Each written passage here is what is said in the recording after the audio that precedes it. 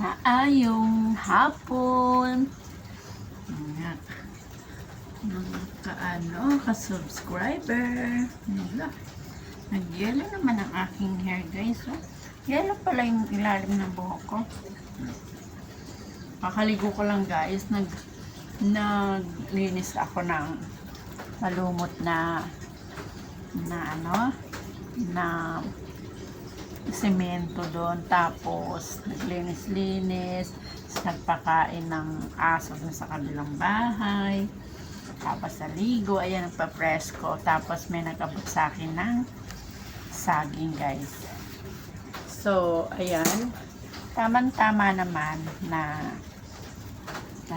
may pang merienda ako. Hilaw po siya, ay hinog po siya, ayan, tapos meron pa ako doon iba.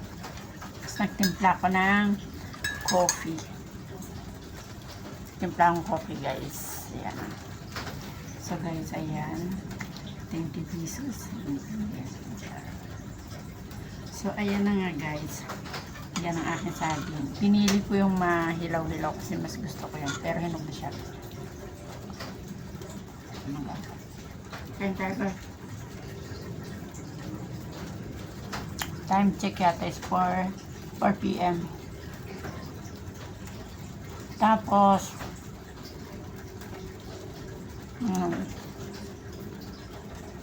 tapos ganito, i-prepare ng gamot at mag-aayos ng damit. Ito na yung dinner ko, guys. Ang dami mo na puti.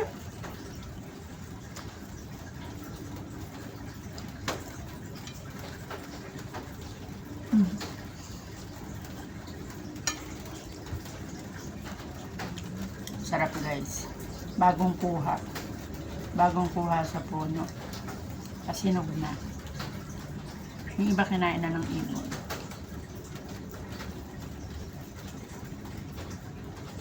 Sarap.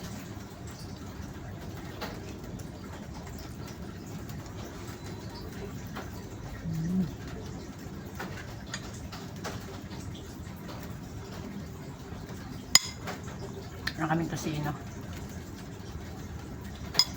Sobrang tamis.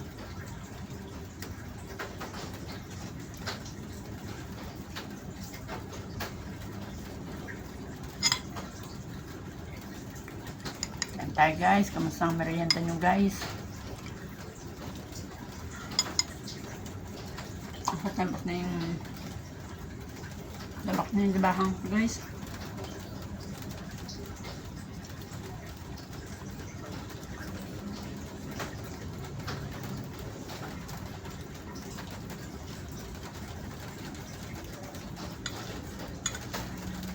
Malis ka na? Nakarating na ka?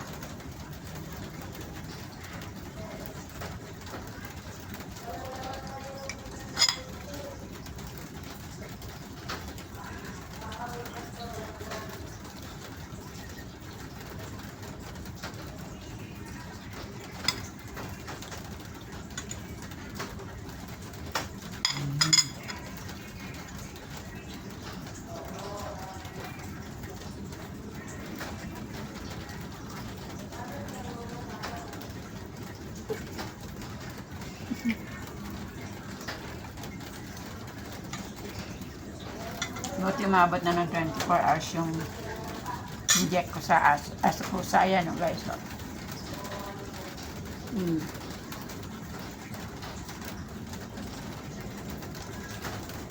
Hindi yung dami ng turok.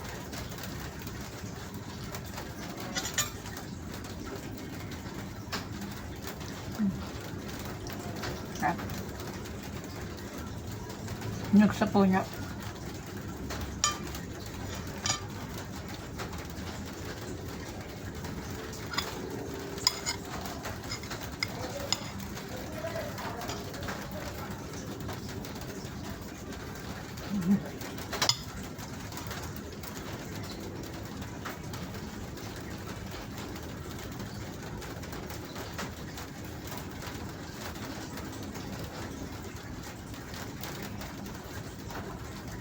And coffee.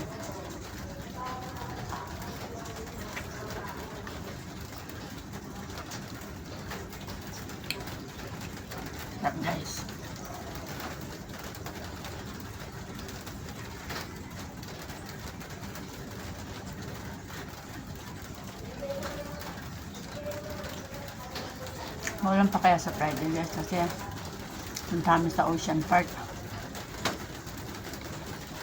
Maulan sana hindi na maulan. Hanggang bukas na yung sana to.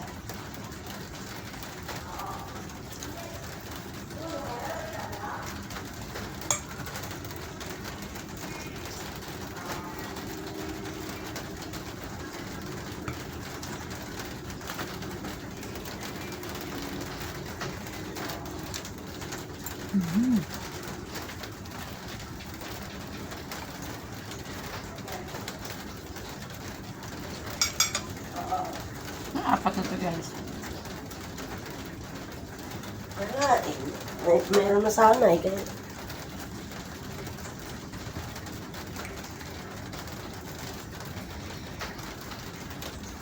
Bakit guys? Bakit? Eh, nagpadala na sana ako. Walang laman ang chikas ni, Maday. Nakapera man pera. Siya kanya rin ako hira. Siya naman madalira. Kaya grisala ko na. Kaya wala pera si kids. Tsaka na,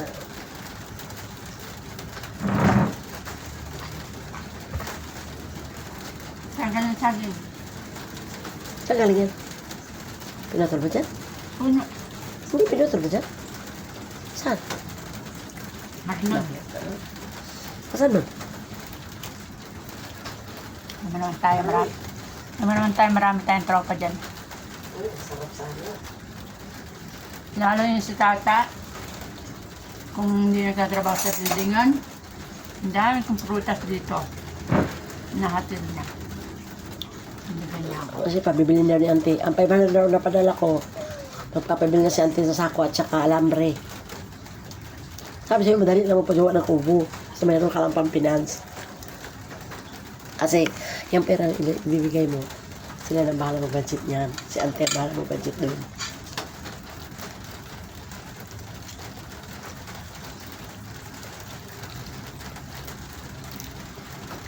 Dadalhin mo pa rin sa sako mo. Bangin ba yan? Bangin? Hindi. Bakit bangin? Bangin ba? Yung lupa, papatagin. Yung hinukay, dun sa papatagin na lupa, ipasok sa sako. Tapos ipaikot. Para pag mag-bahay-bahay ka dun, may puwersa siya. Diba? Yung lupa na inukay mo, malagkit ang lupa dun. Maganda pag tumuyo, pag natuyo, para semento. Diba?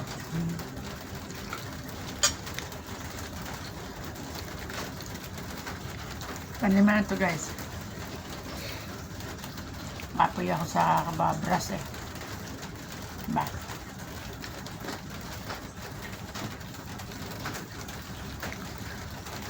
Sarap lang guys. May tayong kamay mo guys. Naglita. What?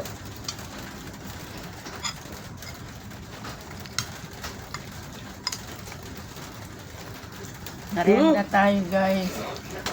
Oo, saka.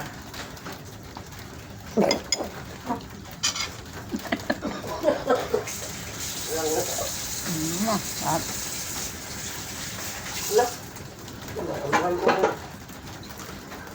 Alam niyo guys, pwede ko talagang tumira sa bukid. Kasi mas gusto kong pagkain ng mga taga sa bukid. Sarap guys. Magsura na rin dyan. Toyong. Yan na yung dati, sabi ko may ganyan din hindi pa katabi ko. Ano yung taba? Toyong laga mais, makado, tayo lahat ng pagkain sa bukid. Kaya nga lang, kapag nakatira ka daw sa bukid, kailangan masipag ka rin. Para may aanyihin ka, bagay ako doon kasi mahilig ako magtanim. Pwede ako sa bukid, kaya kung sino bang available dyan na may bukid na walang jowa, walang sawa, pwede ako. I'm free. Oh, kahit dumaan ka, sumisilip yung square na grill. Ako dito, yung si Joel, papaalis lang niya. Yung malaking mukha eh. Yung mukha.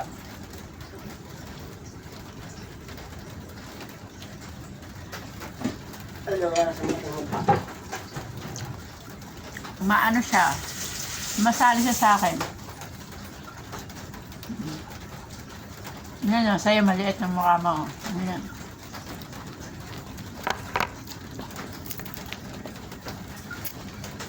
Send ko na lang sa kanya yung ano.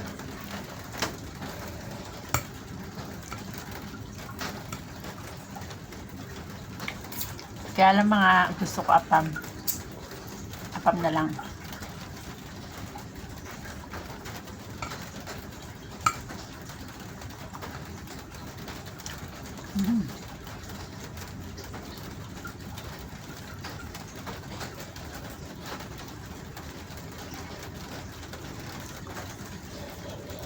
Tingnan mo ako guys. Lakas may kukulan na ako.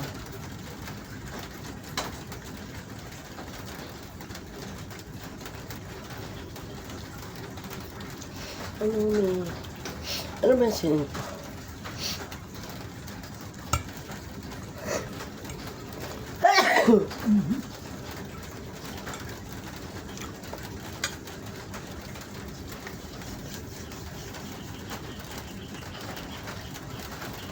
Nilagang saging sa tag-ulan.